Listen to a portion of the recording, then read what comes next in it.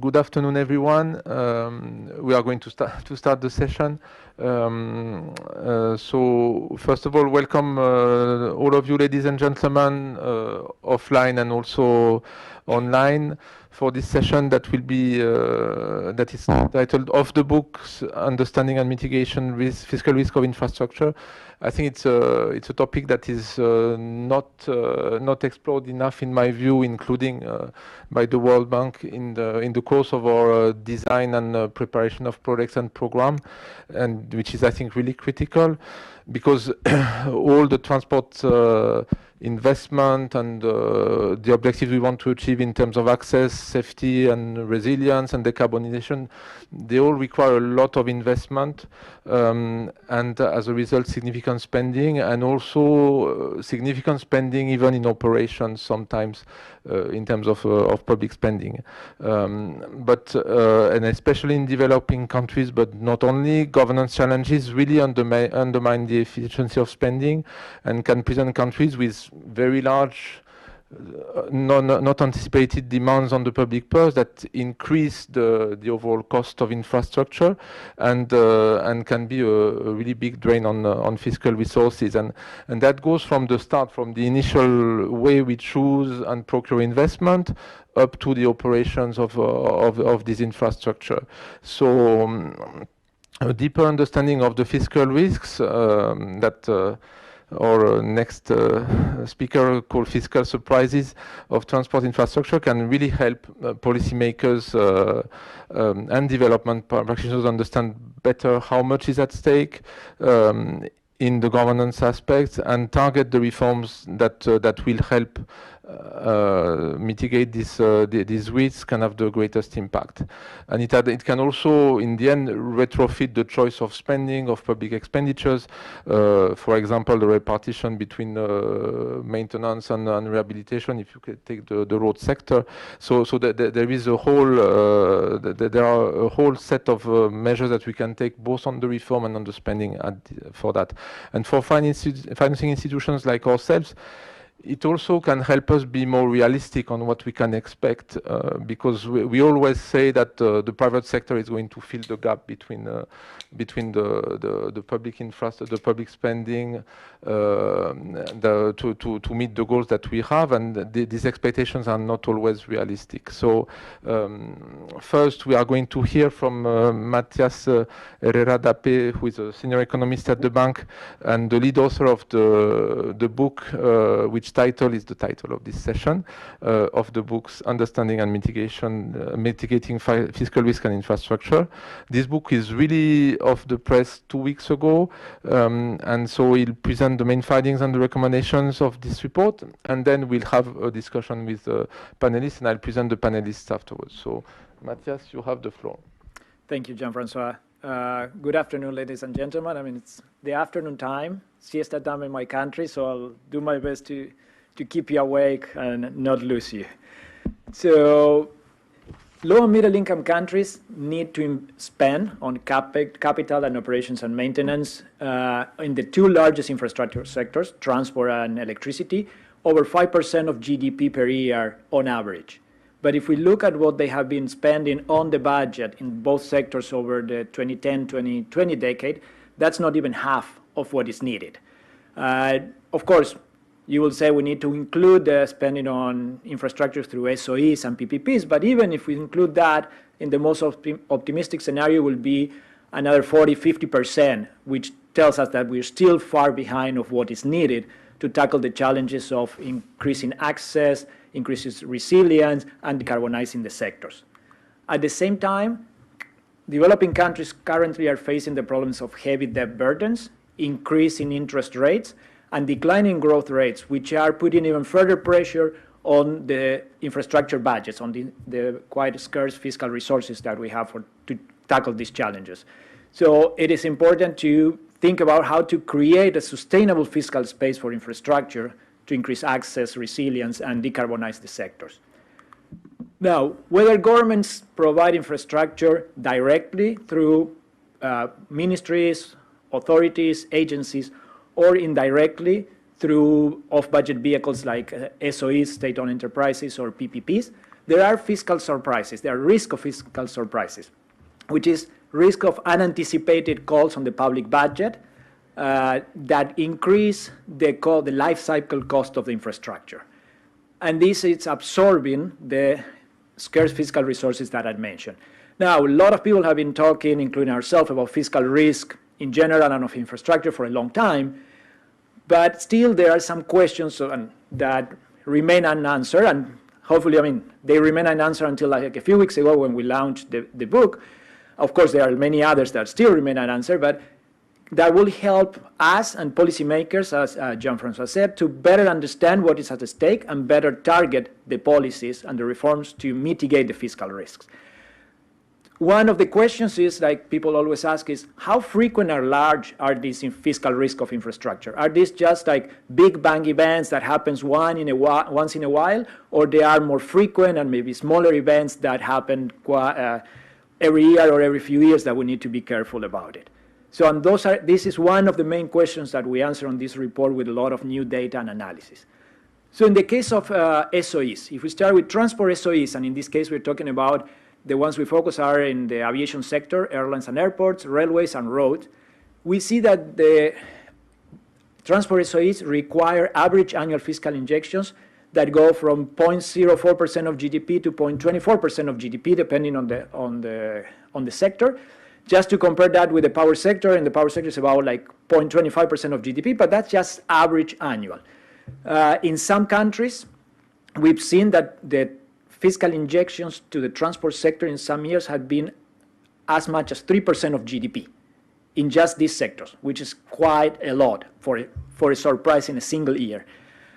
Also, if you think about like just these average numbers and you see from the perspective of the SOEs, they represent significant recapitalizations. They represent about 20 to 35% of the assets of the company. So it's not like small injections. And these are not injections to fund investments. We look at injections that are just to keep the firms operating. And if we look more at the data, we see that most SOEs, they receive not just 1 year, but then several years in a sequence. So looking at the instances that we studied, the country years, we see that almost half of those instances, transport SOEs receive fiscal injections.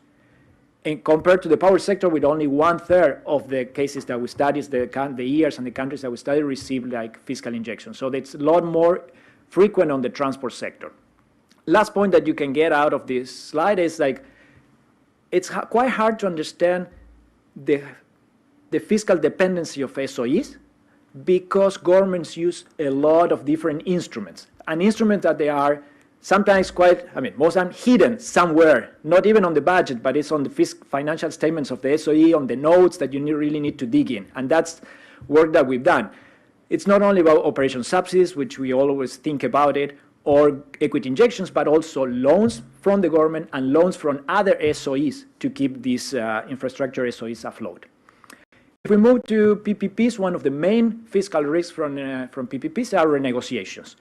And they represent a small but frequent drain of fiscal resources. Getting detailed data on renegotiation is very difficult because usually PPPs are, in most cases, confidential. But here we have data from Chile, thanks to Eduardo and his co-authors, and data from Peru that we dig in.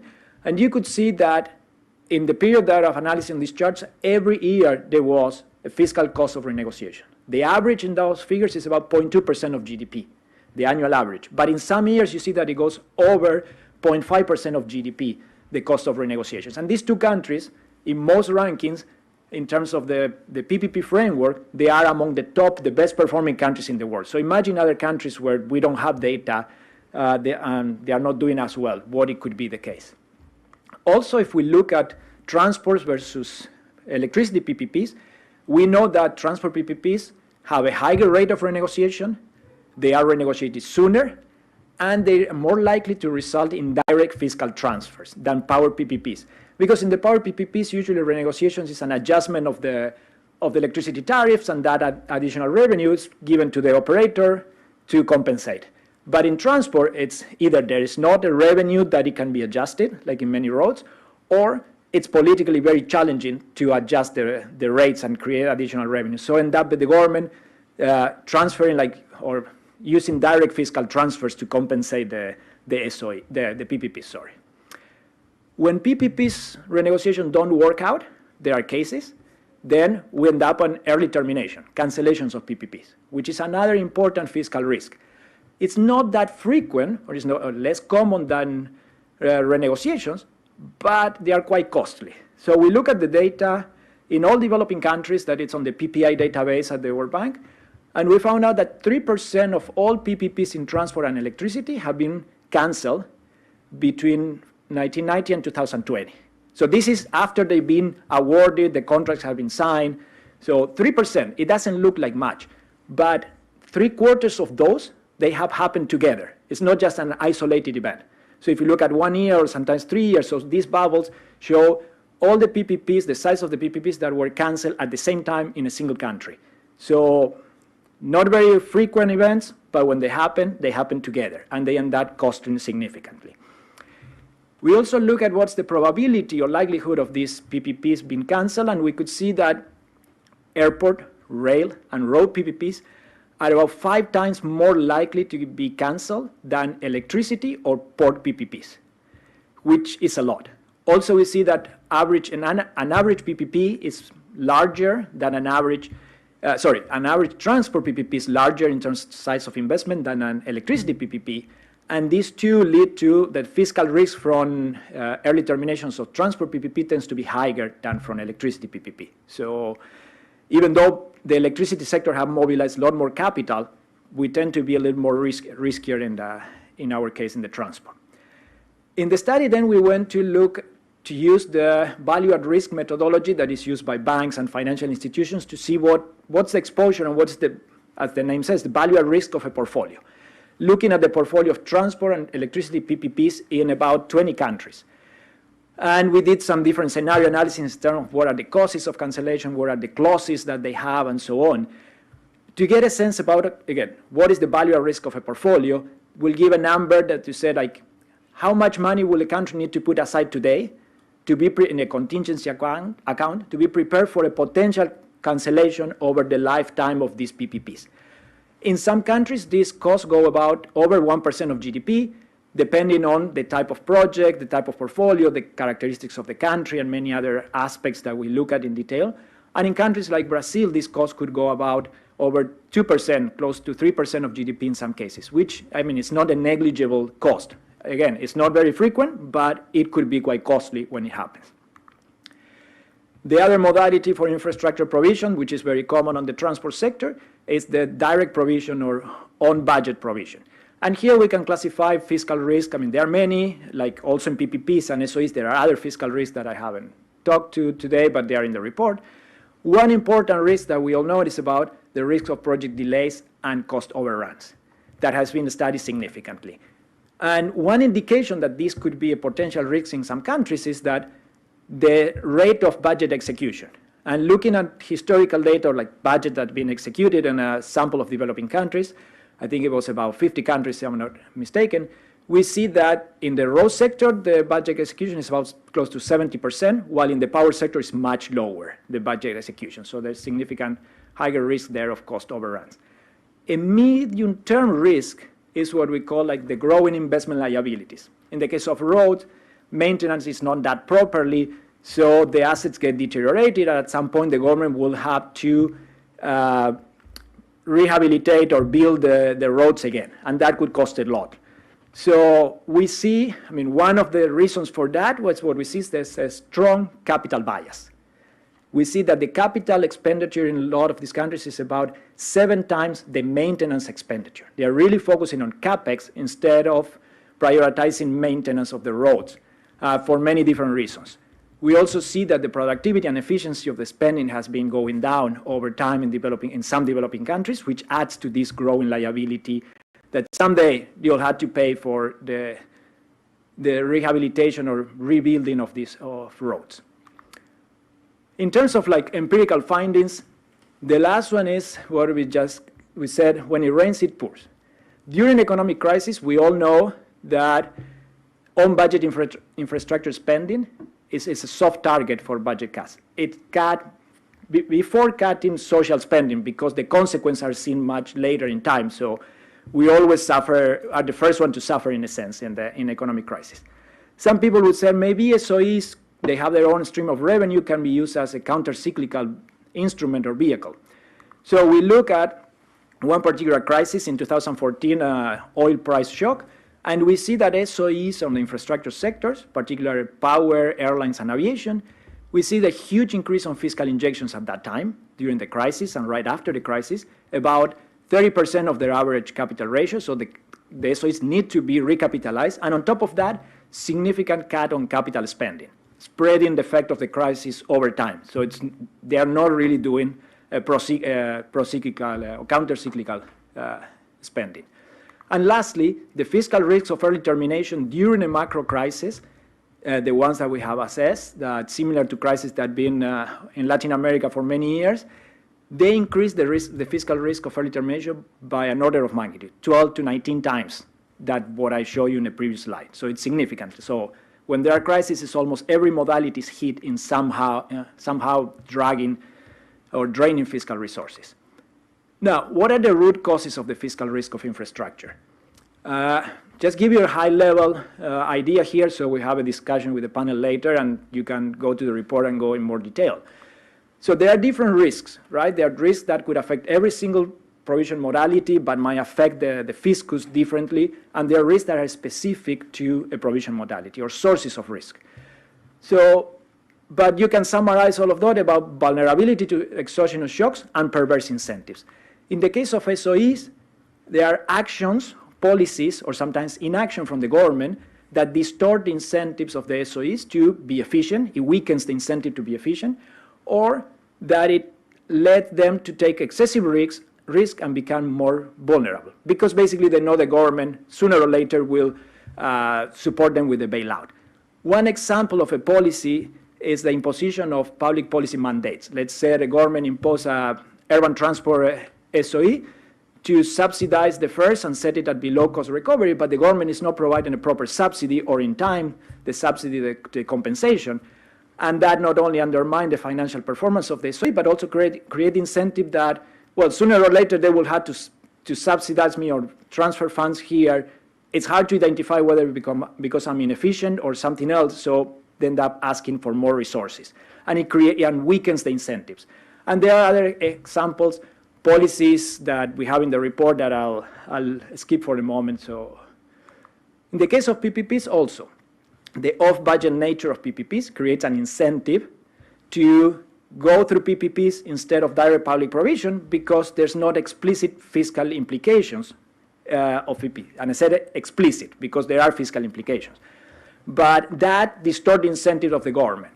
If the Ministry of Finance doesn't have the authority to approve renegotiations, we've seen cases where small PPPs approved and later on, once it's signed, it's renegotiated to a much bigger PPP with higher fiscal implications because no one will approve that. Unregulating the reasons for contract renegotiation and also inadequate risk allocation. Putting demand risk on a private partner that has no control or limited control about demand creates some risks that then leads to renegotiations and early terminations. In the case of PPPs and direct public provision, we know weaknesses in public investment management. There are many. One is that countries have a separate public investment management for PPPs versus direct public provision. So they pick sometimes the wrong projects and the wrong modality instead of having an integrated system. And there's different weaknesses that lead to capital bias, to inappropriate asset management, and so on. So in a nutshell, how this can be mitigated, this fiscal risk. So depending on the country, the reform agenda will change because each one faces different risk and it has different conditions. But there are 4 building blocks of any reform agenda to mitigate fiscal risk. The first is a robust, integrated public investment management, effective fiscal and corporate governance of SOEs, robust PPP framework, and an integrated fiscal risk management. In the report, we have very detailed actions about each of these cases or each of these pillars, but all of them have to be grounded in government capacity. If there is not a strong government capacity, these pillars will not work as they should. So that is important in any reform agenda to mitigate fiscal risk of infrastructure. I hope that I left you with a lot of questions to go and look at the report. So thank you for listening, and now we pass into the panel.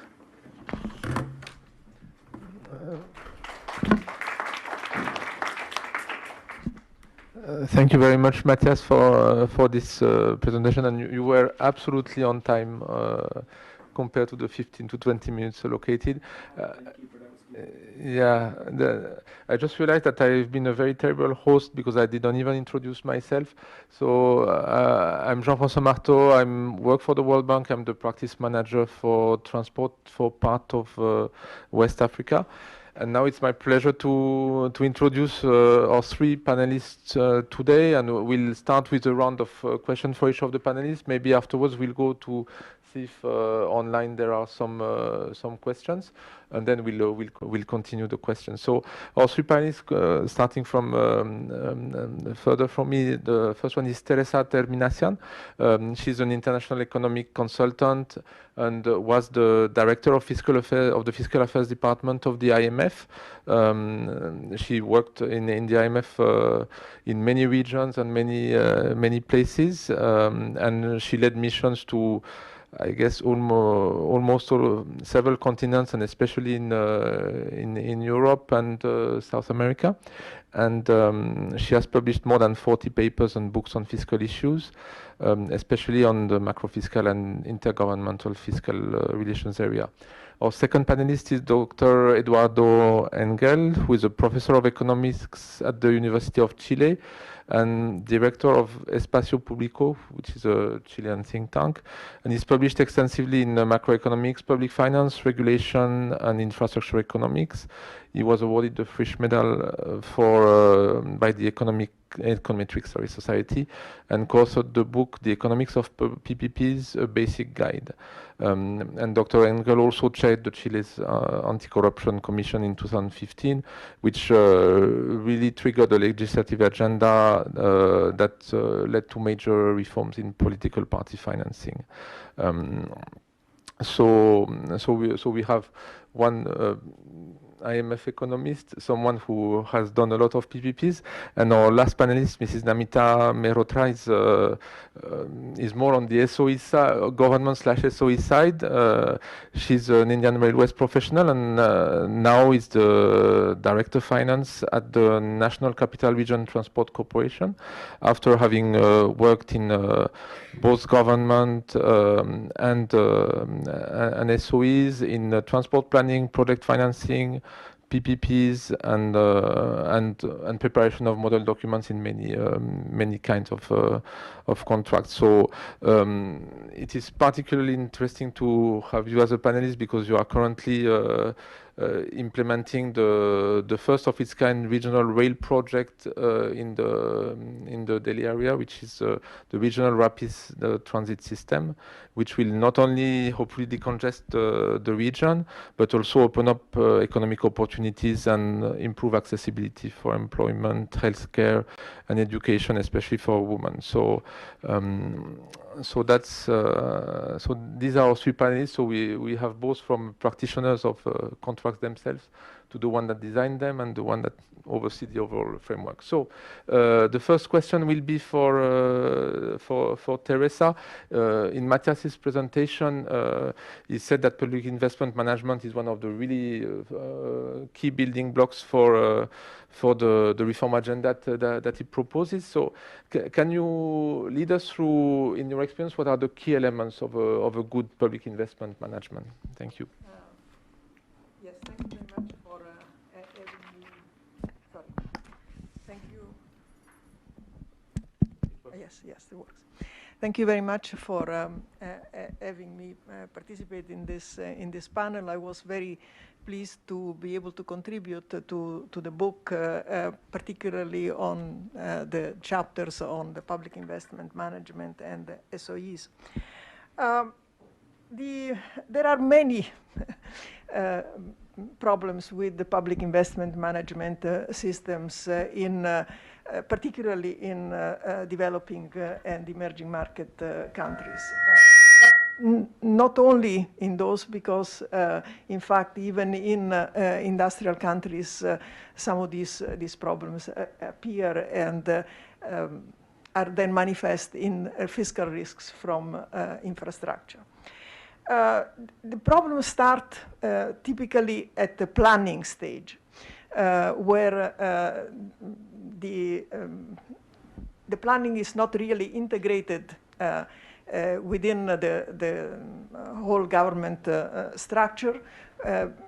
The projects are planned and selected by individual ministries without taking into account the overall budgetary constraints. Often, planning is really separated from budgeting, and this results in the plans not being implemented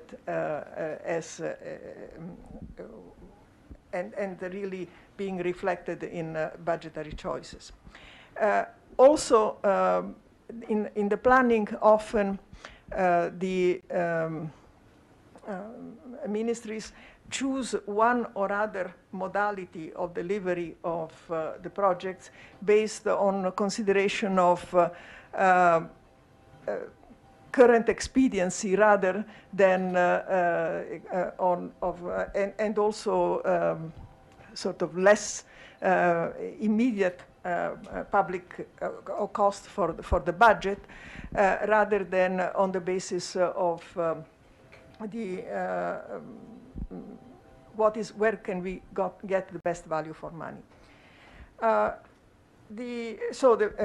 think an important message of the book is the need to choose the modality of delivery of the infrastructure depending on what makes most sense from an economic standpoint, rather than what makes it more immediately affordable from a budgetary point of view.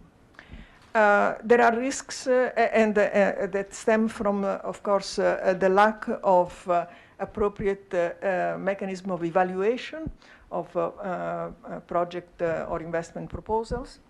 And also the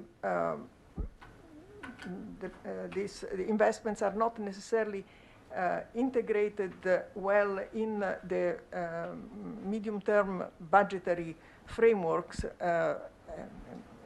medium-term expenditure frameworks that countries utilize to guide their annual budget process. There are, of course, significant problems in some of them have already been mentioned by Matthias in terms of allocating too much or not appropriately taking into account in the design of the project of the costs of maintenance of the assets. And there are a number of issues in the project implementation process, from poor procurement, regulation and practices in some countries, to the monitoring, actually, of the actual physical execution of the project. So these sort of weaknesses in the public investment management project, which have been, amply documented, for example, in the public investment management assessments of the IMF and also in PIFA's reports, are not only are even more accentuated by the fact that increasingly countries are decentralizing the public investment to regional and local governments. Decentralization has been certainly progressing quite rapidly in many developing countries over the last decades. And now in many countries, subnational governments account for more than 50%, sometimes as much as 3/4 of the total investment. So for all these reasons, the and given the lack, I mean, not the lack, but sort of typical lower capacities, this is not always the case. There are some national governments which are certain cities or states that are very well equipped in terms of capacity, but the majority, the vast majority of subnational governments have even less capacity than at the national government, and this also therefore contributes to these weaknesses. Thank you very much, Teresa. In summary, you agree with the conclusions of the book, which is normal, but I would really like to insist on this idea of the integrated public investment planning aspect, because I remember a few years back looking at a country in the European Union, and when you were looking at the existing ongoing projects in the road sector, you had 5,000 line items. You probably know the case of the country, but you had 5,000 line items of roads contract, and if you were looking at the amount of the contracts given the annual budget, it would take 50 years to implement all of them, which reflected at the same time the consistently changing planning made by the government. And it also created a lot of contractual problems, yes, because you had 5,000 items with living contracts that were funded once every 2 or 3 years. So with all the problems that you can. So in the integrated planning system and integrating the budget and the planning is critical, and the role of local government as well, because this decentralization, you are seeing it everywhere, and there is sometimes not enough funds delegated to local governments as well, which also creates some impossibilities, some difficulties in funding as well, beyond the capacity issues that you very rightly pointed out. So now my next question will be for Eduardo, and we'll go to the PPP topic. I think you, in your own work, you talk a lot about the fiscal illusion of PPPs. Can you explain to us what you mean by that, and how it can lead to fiscal risks? So why do countries, or most countries, choose PPPs? Essentially, the reason is that they're off the books and they don't contribute to the deficit or to debt. Why should they do it? It's because, well done, they can lead to major efficiency improvements. And that fiscal illusion is related to the fact that there's the belief among many politicians, and often also some experts, there's some nice quotes in the Financial Times along these lines too, that supposedly PPPs cost you less or involve less resources, and that's not true. If there's no efficiency difference, the fiscal implications of PPPs and public provision are essentially the same, they're identical. So first, if things are funded with government transfers, for example, a hospital, then of course the timing at which government outlays occur is different, but in terms of the fiscal implications and present value, they're identical. At the beginning, when you build a hospital, there's no government money involved at that stage, but you need to finance a private firm, and that means there's going to be capex financing coming from the government for the firm involved. If on the other hand, you have a highway, which we've been mentioning many times so far, where funding comes, say, entirely from user fees, again, the moment you build a highway, there's no government money involved, so that's what makes it tempting to say that you're saving resources, but what happens is that the government is giving up the ability to collect tolls, and it will be the private firm that collects the tolls to pay for that upfront investment. So this fiscal illusion then is part of why people often argue that PPPs liberate resources, free up resources, and what's really happening is that in terms of the debt involved, the fiscal implications, unless you have improvements in efficiency, they're essentially equivalent. And then you often get PPPs, or sometimes, not often, get PPPs done for the wrong reason because of this. So often PPPs are the best way, but in some cases, they're not a good idea. And they still get chosen because they allow governments to do things they could not do otherwise because of fiscal rules or that type of Maastricht type constraints. So for example, you have a metro line which is publicly owned and which has many, many lines, and you need to build a new line, and there have been countries which have seriously considered the possibility of adding a new line as a PPP. just looking at the interactions between an existing network of metro lines and a new line which is private, it's going to be a major mess, and it's not going to be a wonderful idea, and it's often been tempting to do that, and some countries even have tried to do that. Okay, I'm going to follow up on this first question and talk more about Chile, which is I guess the country that you know best. So Chile was really one of the pioneers on PPPs, but since the 90s, there were really a lot of changes in Chile to mitigate fiscal risk. So can you tell us what was done, and especially one of the aspects that Matthias had mentioned, which is this risk of renegotiations that has been really a constant in many PPPs. So in general, before I go to Chile, which I will, renegotiations are the Achilles heel of PPPs. So basically, they've been behind many of the cases where you have major problems. Not all renegotiations are bad, but many of them are bad, and they've often led, in the case of the UK, made it almost impossible politically to continue with PFI, which is the UK version of PPPs. In Chile, it's an interesting story because we had a significant number of renegotiations, and many of them were opportunistic, but some very publicized negotiations in the early 2000s created the political possibility of a major reform, a revamp of the PPP law in 2010 to mitigate renegotiations. What was done there? First, full transparency. Till 2007, you had no idea of what was being renegotiated. From then onwards, all contracts are on the web, not only the original contract, but all amendments and changes to these contracts. Second, the creation of a technical panel, which is independent and which must review renegotiations, looking at the fact that there's no significant change in the profits obtained by the firms involved in the PPP. And then third, there's been also in Chile a shift toward using a type of contract called present value of revenue contracts, which involves much less demand risk for firms and therefore much less reason to renegotiate.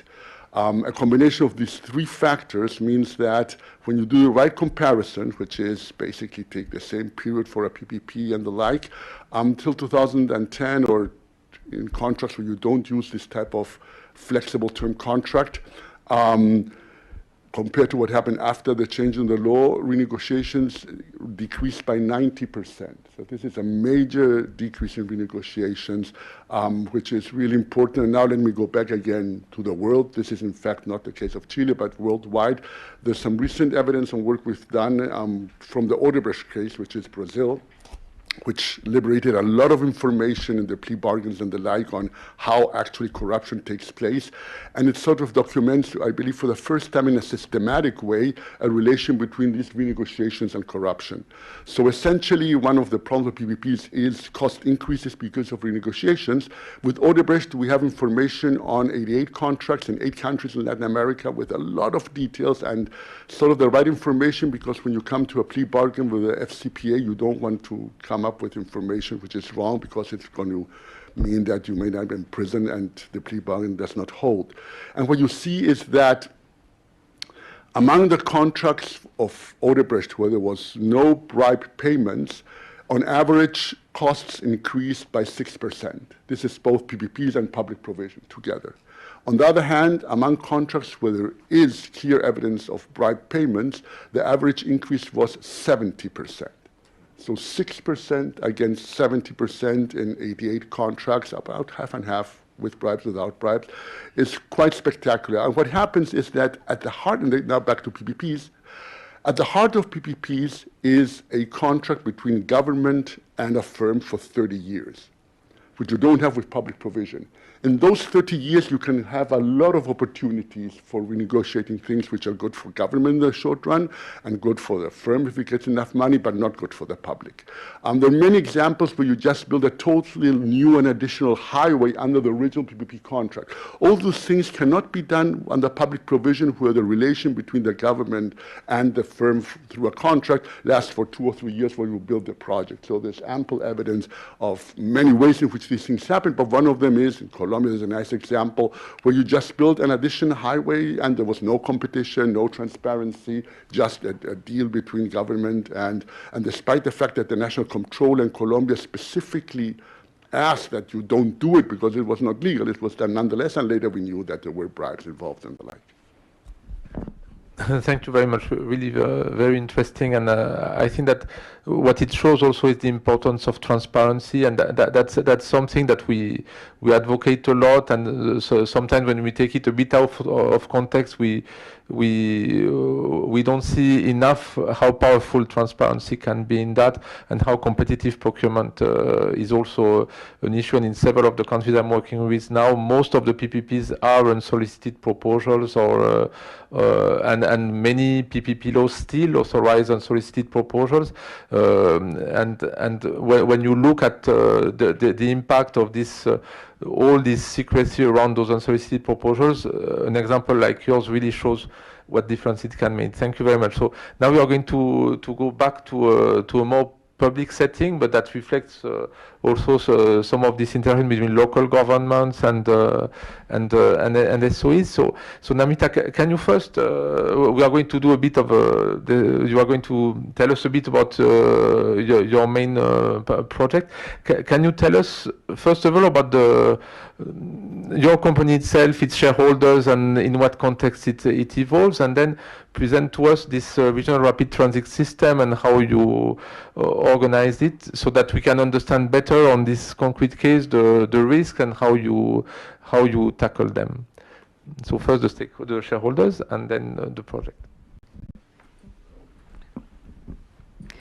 Good afternoon, everybody, and thank you very much for this opportunity to present the case of National Capital Region Transport Corporation, or NCRTC as we are more popularly known.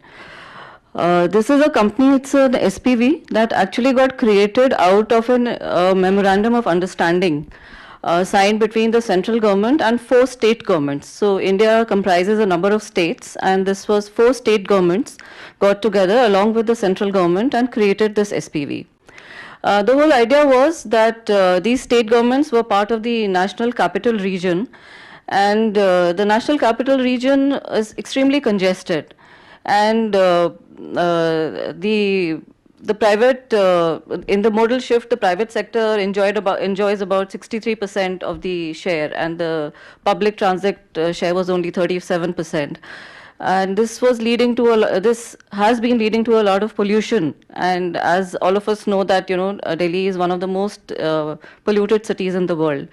So with this idea in mind, to decongest Delhi, take people out of Delhi, allow them to settle in the suburbs, lead a better quality of life, improve the opportunities and accessibility to the public all around in this National Capital Region. With this idea in mind, this company was set up. And so it is a 50-50 share between the central government and the state governments. So the central government enjoys 50% of the equity share, and the 4 state governments enjoy 12.5% each. The project financing has been made distinct from the equity shareholding, because there are 8 corridors that are intended to be taken up, 8 rapid transit corridors that are intended to be taken up, and 3 of the corridors have been prioritized in the first phase, which would amount to about $13 billion US. So to avoid any lopsided, impact on the equity structure of the company, the project finance was done on a different basis. So this was based on the investment that, would be undertaken in each state. Based on that, these states would contribute their share. So this was agreed upon, and finally in March 2019, the first RRTS corridor got sanctioned. The company was created in 2013, but then finally the first corridor got sanctioned in 2019. At that time, the company was in a good state of preparedness. Almost 90% of the land had been acquired, and they had done a lot of value engineering after the DPR had been prepared. So to bring down the capital cost as well as the, the capital costs that would eventually impact the maintenance costs also. So those decisions were taken, it was discussed by the government, and finally the alignment was also redone, and much of the underground was brought to elevated. And initially when it was, the system had been planned, there were 3 independent corridors. So they originated from certain place and terminated elsewhere in Delhi. So they did not speak to each other even in Delhi when, they didn't have a common point. So this was again taken up by the company, and then they requested that there should be interoperability. You would actually see even in the metro systems across the world, the lines are standalone, you don't have interoperability. But here we requested them that if, when we do the 3 corridors, people residing in the terminal ends of these 3 corridors should be able to access the other ends of the system, of the network, without disembarking from the trains. So the trains should be able to run interoperably through this central hub, which would be in Delhi. So there is a single station in Delhi, which we call as Sarai Kale Khan, which is the hub, and from there you could actually visualize 3 lines running, like a hub and a spoke kind of a thing. So 3 lines running right now. We will have further 5 lines later on, but that is how it has been structured. So, and the mandate of the company was to design, develop, finance, operate and maintain the corridor. Now, what we've also, so apart from the land acquisition, which is a major risk for any state-owned, or for any project, which actually delays a project, was taken care of initially. The stakeholder management was another major risk, where there are 4 state governments who are part of the shareholding and the central government. So trying to bring about the coordination between them was another major task. What is also good about the SPV structure is that it doesn't have to go back to the government for all its decisions. It is a board-driven company, because the representation of the states and the center is on the board, so of the board of directors. So it is driven by the decisions are driven by the board of directors. So decision making is much faster. You have laid down guidelines for holding board meetings as per the Companies Act, etc. So you are able to have decisions from the board or such things. So this is how much of the decision making risk has been mitigated. What further, the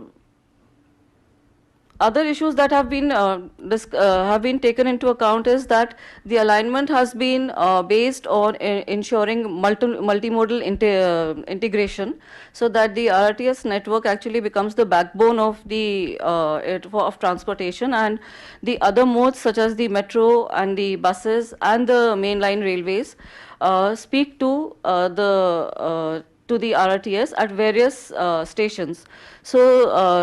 So we feed each other in terms of the ridership, and also the customers, the users actually have access to seamless connectivity. That is, I think, a very major initiative that was taken, and which will ultimately help the consumers a lot and would be part of the sustainability initiative. Okay, and on one of the key items that Matthias was mentioning, which is the risk of cost overruns, etc., on such a big project, so you have a governance structure that kind of empowers you to make decisions, so that's already good. But what kind of tools did you use to try to avoid cost overrun? Did you use some technologies? What did you use for that? One more thing that I would like to say is that when the project got sanctioned, the central government ring-fenced its contribution, and they said that this is the amount that we will give you, and if there are any cost overruns or due to any reason, that will be either the SPV has to bear it, find the funds, or the state government governments have to provide that. So that was one major incentive to ensure that the project costs are contained, and we should be executing that in time. So we have used a lot of technology on the project, and where where we've had discussions. So a number of new technologies which we brought into the country, which are not available into the country, available internationally, but not in the country, we brought that within the country. But one thing that we did, which is not even done internationally, is we have the most state-of-the-art signaling system. And we were the first to test it in our system, and it's running fine. And in fact, Alstom also, Alstom is our signaling partner, and they also announced it as something, the initiative that's the first time done in India. So we have taken a number of risks, but we hope that, those risks will actually yield results in terms of the outcomes that we will get. And apart from that, I think. No, that's already a lot. Sorry, I'll just complete it. Also, we brought in a monitoring tool that is speed. We created our own monitoring tool, and that is actually now being taken up commercially by other entities within the country, because that monitors every day from the site the data is fed into the system, and which helps us to monitor it. We don't need to be on the site to monitor the system. It can very well be done from within the office, and we have quality apps, etc. So we've used technology and digitization in a major way. And that helps you because you have also some, I mean, if I remember well, your operations are subcontracted to a private operator, so those tools do allow you to verify compliance of your private operator. Teresa wanted to intervene. Yeah, I have a question. Mike. Sorry. Who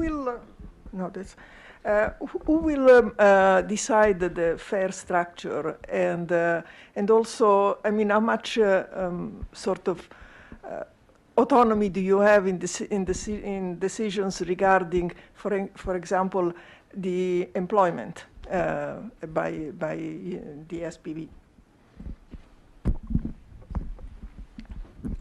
So the rules related to fare structure setting in India for metros is that the first time that the system starts operation, the company is allowed to set up the fares. And subsequent to that, there is a fare fixation committee external to the company that actually decides on the fares. So the first time we will be determining the fares, which will be approved by our board of directors. So they will approve that. And second question was? No, and then the question on employment, the practice. So employment, generally, it is, we take the approval of the board on the numbers that we need to take in. In our case, because we brought in the private operator, we have a very frugal kind of a system. So maybe around, on the operating side, we would have about 40-50 people on our roles. The rest are with the operator. And even now, when we are doing such a massive project, we have only about regular employees of less than 400. Rest are all contracted or, re-employed or on deputation. We are not increasing the numbers because we want to improve our sustainability. Okay, so unfortunately, I think that we have reached the end of the time allocated. We really can't go 1 minute, but I think that Eduardo wanted to react on something, or I think that what was nice in this exchange that when Namita described the governance structure, it actually gave some clues as to what are the right governance structures that you can put in place in order to make sure that you have an independence of the board of directors and accountability to the shareholders and autonomy in decisions. So, and then you also described very well some of the tools that can be used, and obviously the fare and the fare setting is one of the key risks. So I think we'll stop the session today. Thank you very much, all of you. Or maybe one question from the audience, and then we'll. Okay. We have 10 minutes. Q&A. Okay. No, I thought that the stop was a full stop. Okay. So that's good. So we have 10 minutes. So we have already have 3 questions in the audience. So and are there some questions online as well or not? Maybe we'll start at one online and then the audience, if there is a question online. If there is one or two, but we should prioritize. Okay, so the person that is the furthest here, then yourself, and then Mustafa, and then online. Yeah. Is there a mic that is? Yeah. I hope there's a question here somewhere. I don't know when the concept of, as it's been framed, PPP, I'm familiar with it as P3s, 3Ps, that started. In my sense, I've known about it, I think, for maybe 20 years. And I have always thought from the beginning it should be renumbered and renamed. It's not so much a public-private partnership as it is a partnership in which the public pays more to assure a profit to the private sector. I've never understood why that could be considered a good deal for the public, certainly. For the private sector, it's a good deal. They're guaranteed upfront money, and they don't have to pay off anybody in a noticeable way to receive a contract to do something. I think the question would be, for any public benefit, isn't it better that those whom we elect or have appointed to advocate on our behalf collect the appropriate funds necessary to complete the project than involving what is, in my mind, inherently a corrupt process involving the private sector. In the bad, good old days, the boss would accept bids to build something for the public benefit, and the corruption would begin at that stage of the process. It's no different with PPPPs. Okay, I think that's that's a good question. So let me answer first. Maybe someone will help later. Yeah, but don't spend too much time on it because it's yeah. I take it in the right direction. Don't worry. As mentioned by Matthias, one of the major challenges in infrastructure is maintenance. The political incentives with maintenance are always really poor. It's always more attractive to build new projects and not to spend on existing maintenance. And that's one of the fundamental problems, not only in emerging economies, also many developed countries, to be quite honest.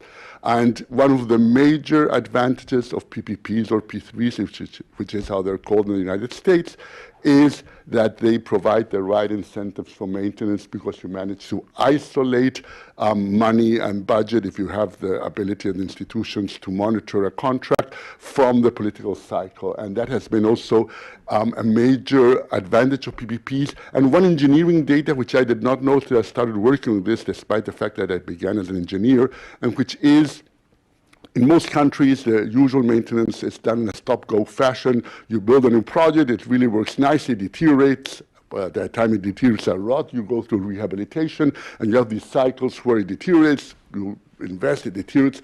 Continuous maintenance, which is what you should be doing, is not only leads to much better service, it is also 3 times cheaper. So essentially, this is a major improvement in efficiency, and with PPPs, you can do that. Yeah, and also, I mean, public sector management is not always perfect either, unfortunately, in terms of efficiency. Second question. Thank you, the book looks terrific, so I can't wait to read it. It was a specific question about the issue that Eduardo brought up about the publicity of contracts, the Chilean experience, and I was curious to learn more about it. Precisely if there are any limits on the publicity of these contracts as they stand. And then since you confirmed that there aren't, what do you make of traditional arguments against publicity of public contracts along the lines that, I remember, for example, the work of Richard Meshik and others pointing out that some aspects of publicity could favor the cartelization because they allowed collusion between companies in the sector to reach cartel agreements. And if I may, Jean-Francois, because this is the part of the world where I work, West Central Africa, in your experience, what is the response of West African governments to this possibility of making public works contract more open to the public than they are in the present? So in Chile, it began in 2006 with a new public works minister, Eduardo Vitran, who just put everything on the web, didn't ask anybody. And once you put it in the web, it's hard to take it out again. So people succeeded him. Sometimes it would go away, and then we would complain in a newspaper letter, and they say, okay, it's back again, and it's just there. My experience with France, I went 2009 for a thesis, PhD thesis defense at La Sorbonne, with a wonderful young scholar who was working on PPPs, and Julie Debreu, I think was her name, was that at that moment in France, contracts were not public at all, renegotiations. I mean, I remember that was a fact at that time. Might have improved since then. In the PPP sector, I've not heard the singlest evidence that this has led to any sort of collusion. I do not know enough about what happens with public provision. There's a large number of contracts. We're working a project on that, which is beginning and stuff like that. So they don't know. But my prior is that there's no reason why you should not make these contracts public. I mean, there's absolutely no reason. There are many reasons why it's bad to have them and not make them public. I think that with all its problems, things like the World Bank has pushed for 20, 30 years to have competitive auctions. They're not perfect, but they've helped a lot.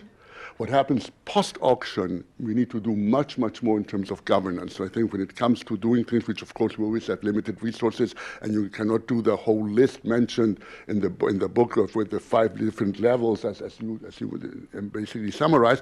But where I think it is weakest, relatively speaking, is post-auction with these contractual modifications, which no one follows, no one looks at, and there's a lot of things happening there which could lead to major improvement. Yeah, to comment on your question on West and Central Africa, I think it's mostly as part of the procurement reforms that that contracts are getting progressively published. I think there is a good progress on that. Well, the problem remains in terms of contract execution and what is the final cost of all these contracts and that's basically the tail of the cycle of public investment management. Is the further downstream you go, the less you know about what's happening. So that's something on which we need to systematically work. Maybe the online, and then if we have time, Clotilde and Mustafa. Mustafa, you gave up your okay. No, but we have 4 minutes still. So go ahead. Yeah. The one online question was about what key criteria should the governments use when deciding between a PPP or a public procurement when working on a project and planning a project? Teresa, do you want to take it? Or? Well, I mean, basically the best practice in this respect is to prepare a comparator agreement and see what compare how the project would be structured under a PPP, and how under a public procurement, and decide on the basis of what is less costly. But I think that Eduardo has much more experience than myself with PPPs, so he may compliment, yeah. Let me make a polemic statement. I think value for money is very much overrated. I think traditional cost-benefit analysis is more to the point than value for money. We had a project with Daniel Benitez where we made that point with Alex Geretovic. I think that when you less look at cost, you must also look at the chances of renegotiations in the future. There are many subjective things there which are really important in these decisions, and going beyond value for money and just having a standard cost-benefit analysis, which of course you would ideally want at the very beginning of any project, and which is, I know, politically very hard in many countries, is still, I think, the best recommendation, and to get us as close to that as possible. Thank you. Clotilde, and yeah, we have 2 minutes now, so go ahead. Okay, really quick. Thank you very much for your presentation, and thank you for this report. I'm really looking forward to read it. A quick question. You talk about government capacity and governance. You already touched on this aspect, but according to your experience, what are the top 3 aspects to work on in terms of reform? If we have to run a reform agenda in order to mitigate fiscal risk, what would be the top 3? Because when we go in a country, I work on Djibouti, countries tend to be sometimes reluctant to talk about these questions. So what would be the top 3 topic to if that's possible at all? Thank you. No, go ahead. I mean, so of course, I'm going to disappoint you. There's no way you can have 3 which are really there. But I think, as Jean-François said, if there's one thing which, I mean, it will depend on the country, what is feasible at the moment in time. This is windows of opportunity of what can be done and the like. But to the extent you can, transparency in contracts is a very useful first step in countries where you don't have it. It doesn't do everything by itself. There's many things you need to complement it. But that is one crucial thing you want to include. And then, how shall I say this carefully? People believe that PPPs are great because they want the private sector have a more important role. That's sort of the idea. Ed Glazer, who's not exactly a person on the left, politically speaking, but a great scholar, convinced us to include in a chapter we published recently in an NBR book of infrastructure, that the truth is exactly the opposite. You need a much more sophisticated government for PPPs to work. Yeah. And therefore, in countries with very weak institutions, you're going to have a hard time with infrastructure no matter how you do it, but it's going to be harder with PPPs than with public provision. And I know I can say this easily because I'm not part of any multilateral institution, but I think that's a point to have in mind too. So PPPs can really help in certain sectors. We know by now that if you have decently working institutions for highways, they will lead to major improvements in maintenance. But in very weak countries, you should think carefully. If really you want a PPP, you're going to start with private involvement at a lesser stage than a PPP involves. Perhaps I can just compliment more generally. I think you have 20 seconds. 20 seconds, okay. Well, basically, you need a diagnostic of what are the main problems with the PM system of the country before you decide what are the priority for reform. You know, and both the bank and the fund and other institutions provide you know, a lot of assistance in making these diagnostics in a very technically based way. Then, of course, to translate that into political feasibility is a question that, you know, requires quite a lot more in-depth analysis. But I think that the first step is really a good diagnostic. Thank you very much. So that will bring our session to a close. I think it's a very good conclusion on both the transparency aspects, need for analytics, and then build on the government, build the government capacity is really critical. So thank you very much to our panelists. So maybe a round of applause for our 3 panelists. And for the presenters. So. Yes. Thank you very much.